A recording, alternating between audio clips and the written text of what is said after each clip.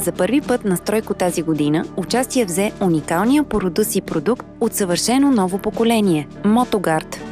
MotoGuard е антифрикционна и ресурсовъзстановяваща композиция, която създава противоизносващо покритие и възстановява геометрията на интензивно триещи се части до 95% от първоначалния ресурс. MotoGuard създава слой с най-нисък измерен досега коефициент на триене. Благодарение на антифрикционните и ресурсовъзстановяващи свойства, разхода на гориво намалява значително, мощността на двигателя се увеличава, а компресията в цилиндрите се изравнява. С MotoGuard проблемите ниска температура и сух старт на двигателя отпадат.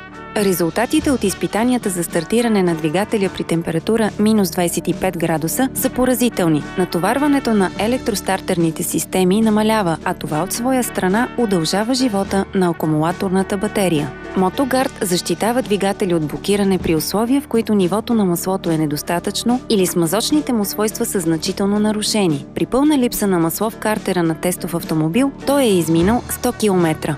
MotoGuard намалява до 80% загубите от изгаряне на масло. Благодарение на качествата си създава условия за по-пълно и по-добро изгаряне на горивната смес в цилиндрите на двигателя. MotoGuard се използва още и за възстановяване на скоростната кутия и диференциала на двигателя. Съдържанието на един флакон MotoGuard от 40 мл е достатъчно за 5 литра моторно или за 2 литра и половина трансмисионно масло, като няма никакво значение дали маслото е минерално, синтетика или полусинтетика.